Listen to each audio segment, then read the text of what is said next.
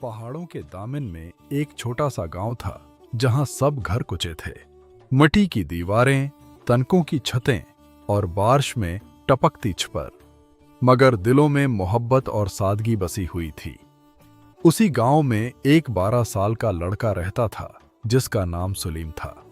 उसके वालिद का इंतकाल हो चुका था और वो अपनी माँ के साथ एक छोटे से कुचे मकान में रहता था। मकान की दीवारों में दरारें थीं और हुआ चलती तो दरवाज़ा खुद ब खुद चरचरा कर खुल जाता। लोग कहते थे कि गांव के पुराने बरगद के दरख्त के पास एक जिन रहता है।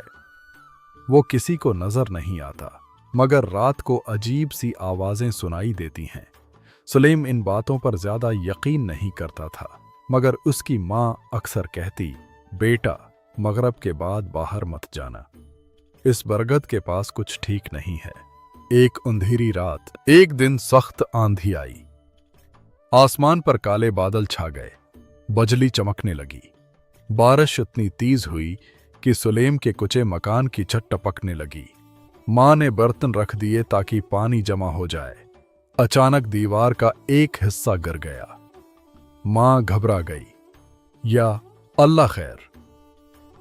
सलीम ने माँ को संभाला, मगर दिल में खौफ था।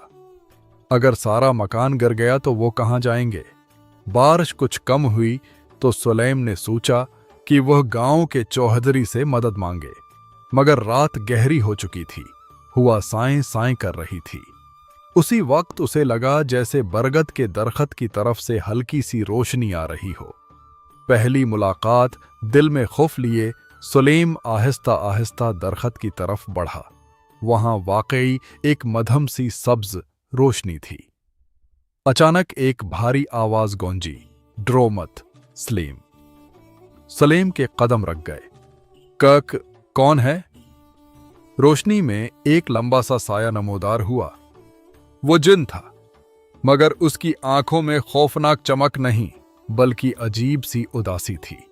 जिन ने कहा, मैं इस दरख्त का मुहाफिज हूं। मैं किसी को नुकसान नहीं पहुंचाता, मगर लोग मुझसे डरते हैं। सलीम हैरान था। अगर तुम बड़े नहीं हो तो सब तुमसे क्यों डरते हैं? जिन ने आ भरी। क्योंकि इंसान वही देखता है जिससे वो खौफ खाता है। दुख की कहानी जिन ने बताया कि सदियों पहले वो भी एक इंसान था, मगर गरूर की वजह से उसे सजा मिली और वो उस दरख्त का असीर बन गया। अब वो सिर्फ नेकी करके ही अपनी नजात पा सकता था। सलीम की आंखों में आंसू आ गए। मेरा घर टूट रहा है, मेरी मां बहुत परेशान है।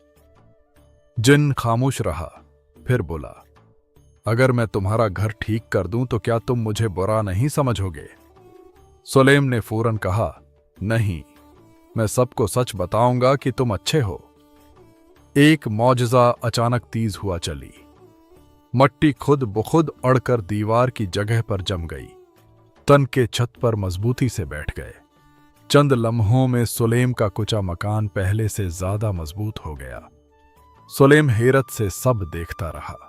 जिन ने मुस्करा कर कहा, नेकी छिपकर करना ज्यादा खूबसूरत होती है, मगर मुझे खुशी है कि आज किसी ने मुझसे डरने के बजाय मेरी बात सुनी। सलीम की आंखों से आंसू बहने लगे। तुम अकेले हो? जिन ने आसमान की तरफ देखा। हां, बहुत अकेला।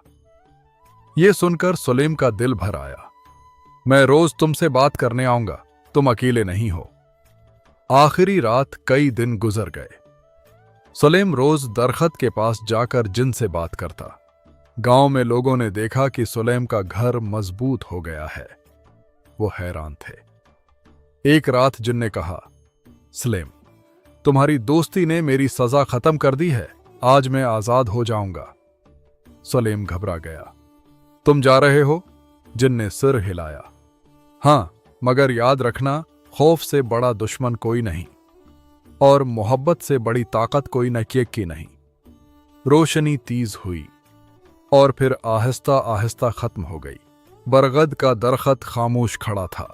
इंजाम सलीम की आंखों से आंसू बह रहे थे।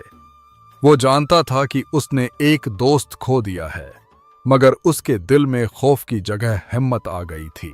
अब वो गांव के बच्चों को सिखाता था कि हर अनजान चीज बरी नहीं होती, कभी कभी अंधेरे में भी रोशनी छिपी होती है।